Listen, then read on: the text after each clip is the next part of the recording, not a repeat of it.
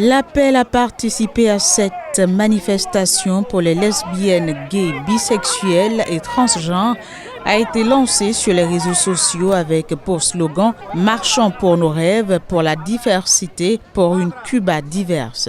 À travers cette marche, les manifestants entendaient protester contre l'annulation de la traditionnelle conga, une danse cubaine d'origine africaine organisée chaque année lors de la journée contre l'homophobie et la transphobie par le Centre national pour l'éducation sexuelle. Mais elle a très rapidement été écourtée par les forces de l'ordre. Les manifestants n'ont réussi à parcourir que 400 mètres le long de la célèbre promenade Paseo del Prado à la Havane avant d'être dispersés par la police. L'interruption a été justifiée par les nouvelles tensions dans le contexte international et régional qui affectent la vie quotidienne à Cuba, sans d'autres précisions. Au moins 3 manifestants qui ont refusé d'obtempérer ont été interpellés. En dépit de l'absence de défilé officiel, les journées contre l'homophobie se tiennent du 7 au 23 mai avec une trentaine d'activités prévues dans la capitale cubaine et la ville de Camagüey. Le projet de la nouvelle constitution cubaine prévoyait l'autorisation du mariage homosexuel, mesure qui a été abandonnée avant son entrée en vigueur en mars dernier.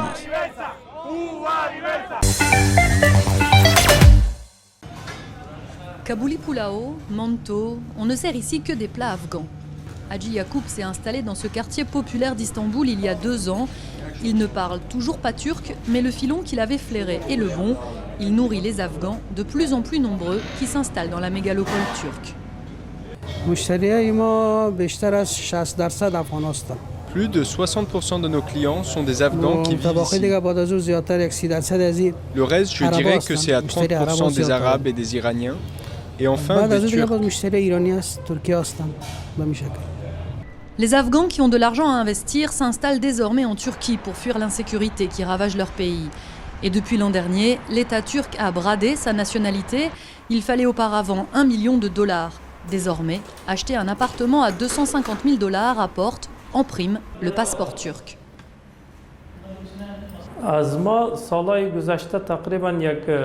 Si je compare mes affaires avec l'an dernier, je dirais que j'ai doublé mes ventes de propriétés à des Afghans.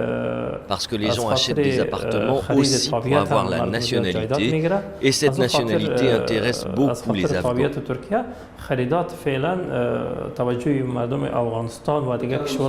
Une fois installés dans le pays, la langue reste une barrière.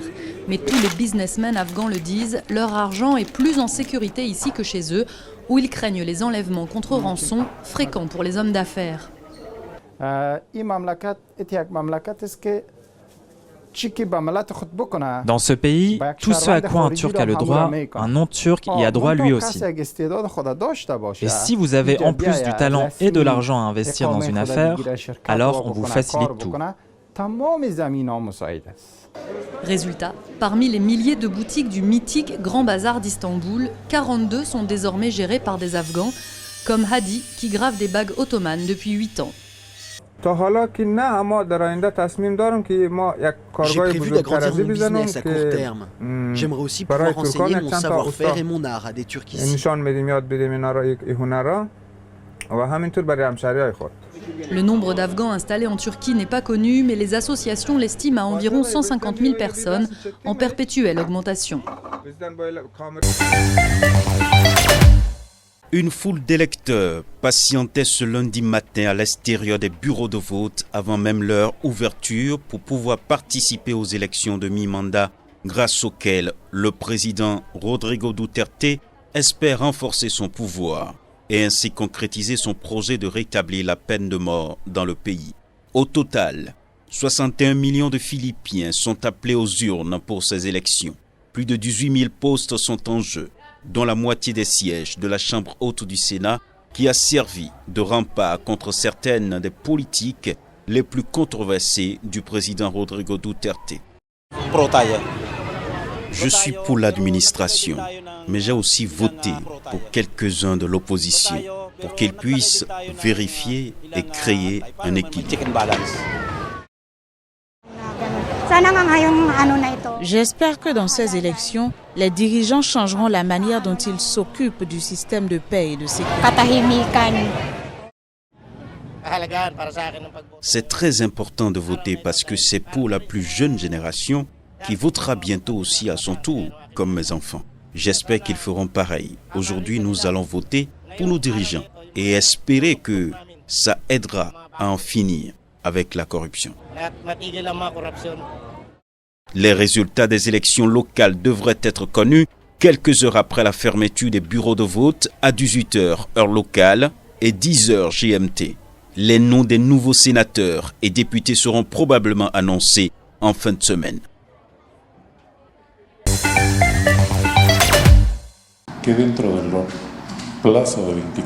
Dans les 24 heures qui ont suivi la notification de cette décision, la Cour suprême a également révoqué l'inscription qui a été faite dans les registres de cette entité, de l'inscription des citoyens Zurimet Rios Souza et Roberto Molina Barreto comme candidats au poste de président et de vice-président de la République de Guatemala.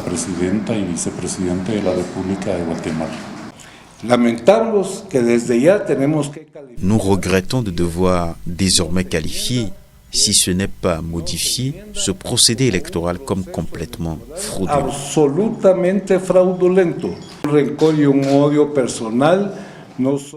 Une rancune et une haine personnelle, pas seulement pour le secteur qui a à voir avec l'armée dans ce pays, mais aussi avec la famille Rios Souza et avec moi personnellement. Y también conmigo en lo personal.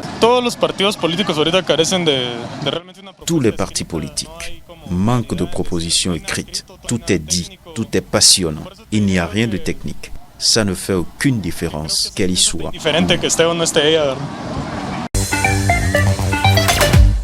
Les Parisiens rendent ce mardi hommage aux 2 soldats tués en libérant des otages au Burkina Faso, en applaudissant au passage du cortège funèbre sur le pont Alexandre III à Paris. Les cercueils des commandos marines Cédric de Pierrepont, 33 ans, et Alain Bertoncelot, 28 ans, sont conduits aux Invalides où une cérémonie va être présidée par le président français Emmanuel Macron en présence des familles, suivie de la sonnerie aux morts et de la Marseillaise. Il va décorer les défunts de la Légion d'honneur à titre posthume. Leurs cercueils seront ensuite portés par leurs camarades des forces spéciales au son du chant militaire loin de chez nous en Afrique, clôturant une cérémonie d'environ 45 minutes. Les obsèques d'Alain Bertoncelot auront lieu samedi chez lui, en Haute-Savoie, dans l'intimité familiale. En ce qui concerne Cédric de Pierrepont, ces obsèques auront lieu mercredi après-midi en l'église de l'Armand-Plage dans le Morbihan. Cette tradition d'hommage citoyen aux soldats tombés au combat sur le plus beau pont de la capitale française est relativement récente. Elle remonte à 2011 à l'initiative d'associations d'anciens combattants et du gouverneur militaire de Paris, alors que l'armée française était déployée en Afghanistan.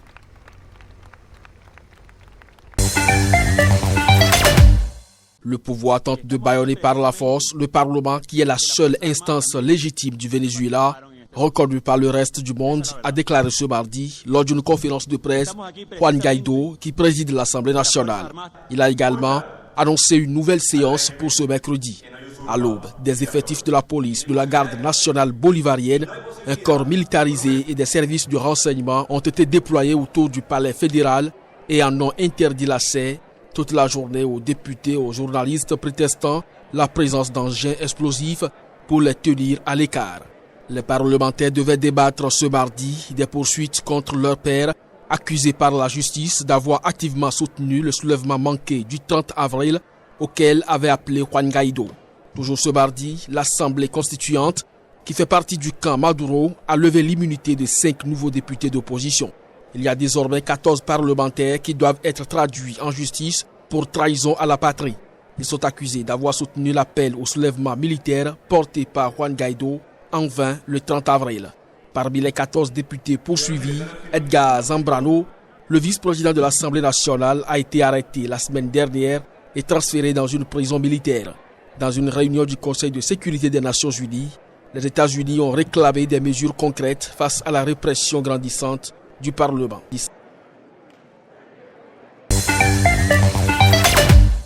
9 ouvriers du bâtiment ont été bloqués après l'effondrement du toit d'un immeuble d'un concessionnaire automobile à Shanghai jeudi, alors que des travaux de rénovation étaient en cours. Mais le personnel de secours a réussi à en extraire 11 autres. Peu de temps après l'accident, les autorités ont bloqué la zone. Sur son compte de médias social vérifié, le bureau de secours incendie du ministère chinois de la gestion des urgences a annoncé que l'accident s'est produit vers 11h30, soit 3h30 GMT, dans un quartier central de Shanghai. Par ailleurs, le bureau de secours incendie du ministère chinois de la gestion des urgences n'a pas précisé si quelqu'un avait été tué, ni fourni des détails sur les blessures subies par les personnes secourues. L'affichage a montré des images de secouristes tirant des ouvriers du bâtiment couverts de poussière sur des piles de gravats, des piliers en béton et des poutres en bois brisées.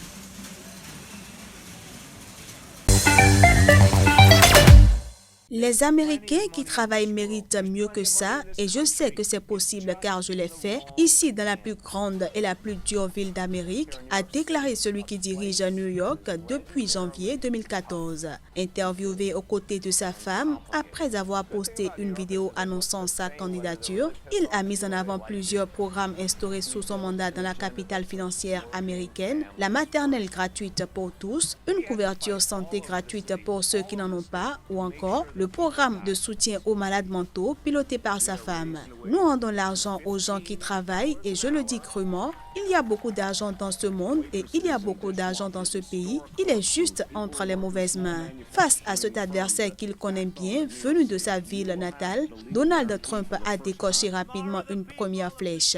Bill de Blasio est considéré comme le pire maire des États-Unis, a-t-il tweeté. C'est une blague, mais si vous aimez les impôts élevés et la criminalité, il est pour vous. New York le déteste. Les sondages jusqu'ici lui sont défavorables et les médias new-yorkais, très critiques à son égard, ont tout fait pour le dissuader de se présenter en vain. Mais Bill de Blasio aime rappeler que personne ne croyait à ses chances d'emporter la mairie en 2013. Alors un conseiller municipal méconnu, il avait créé la surprise en recueillant 73% des voix face au républicain Joe Lhota, devenant le premier maire démocrate de New York depuis 1993.